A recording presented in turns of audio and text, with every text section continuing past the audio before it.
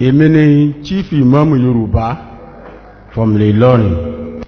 Ẹni tó bá jẹ́ chief imam Yorùbá ní Ìlọrin, òun náà ni chief imam Yorùbá general nílẹ̀ Yorùbá. Torí Ìlọrin ni ẹ̀sìn ti wá.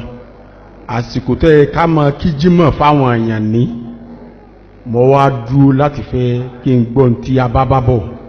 Àkọ́kọ́ nú ẹsẹ̀ tẹ ẹsẹ̀ wá, Kwara àti Kogi kò sínú àjẹ́ndà yín.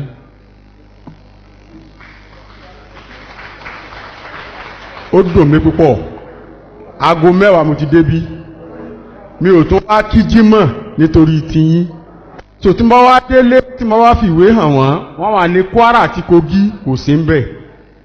Local government sì ń bẹ ní Kwara state 16, Yorùbá ní 12. So àwa tá wá jẹ́ Yorùbá tá wá wà ní Kwara, recognize wa pé Yorùbá ni wá, recognize wa pé ìran Oòduà ni wá, Kwara sì ni problem ti bẹ̀rẹ̀. Ìgbà tán ti pa Àfọ̀njá tí kálukú ti dákẹ́ pé kò sí tọ́ka wọn mọ́, wípé Àfọ̀njá ẹ máa bá wọn yí pẹ̀lú ilẹ̀ north, ibẹ̀ ni problem ti bẹ̀rẹ̀. Ibẹ̀ làwọn Fúlàní ti ń wọ ilẹ̀ Yorùbá lẹ́yọ kọ̀ọ̀kan tó fi di pé wọ́n káàkiri gbogbo ìletò. Tẹ́ bá fẹ́ paná ogun àfi ká padà sí Ìlọrin. Ká lé ẹ́míà Ìlọrin Fúlàní ká lè padà sí Sókótó. Ká ní báńdìrì wa ní Jẹ́bà sí Ìlọrin 170 kìlómítà ní sí Ìlọrin. Wá àtẹ́nìkan wá láti Sókótó tí ó máa kílèmù sí Ìlọrin pé òun lòún nílẹ̀. Ìkẹtẹ́ ẹ̀ká mójútó kò sí problem lẹ̀ níbí lọ títí. Ìlọrin ni problem ti bẹ̀, ibẹ̀ làwọn Fúlàní wà.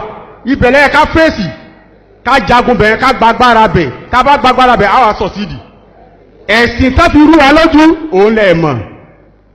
Nínú Ìsìlámù wọ́n da gbogbo sísítẹ̀mù wa rú.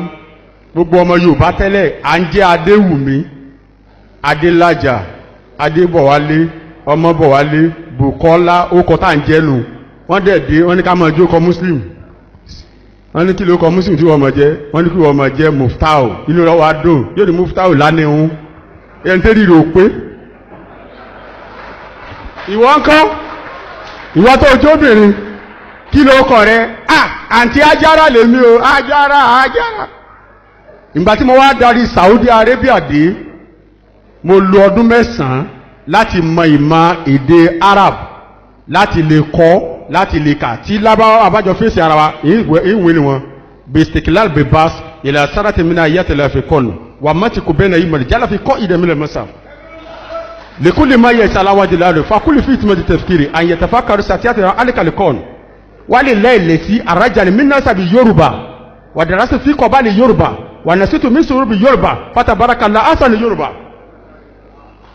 Àǹtí Ajára sọ ọmọ tí mo kọ rẹ olóhùn ọmọ òkúta lọ ń jẹ. Wọ́n sì ní ká máa jẹ bẹ́ẹ̀.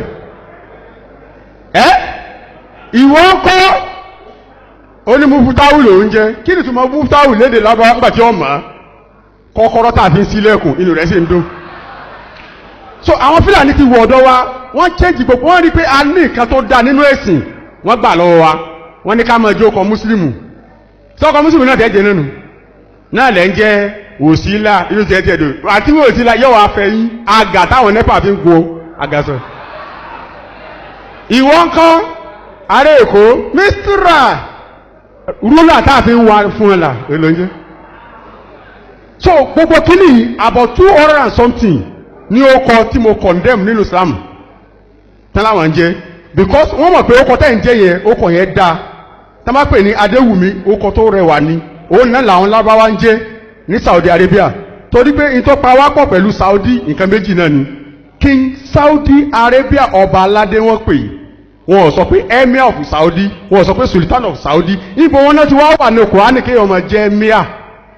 Sọ́lọ́ náà lọ sọ ní Kùránì pé ẹ máa jẹ́ Emir, ẹ máa jẹ́ Sultan. Níbo ló ti wà ní Kùránì? Irọ́ tán pa fún yín nù.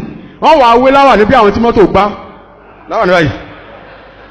Because kí ni ìtumọ̀ láwà ní? Question. Láwà ní èdè lábáwá ni, kí ni ìtumọ̀ rẹ̀? Ó ní alẹ́ àmọ́ ìmù. Láwà ní, tẹ́ bá dákọ̀ àmọ́ ìmù, wọ́n á ní láwà ní, òun náà pè ní àmọ́ ìmù.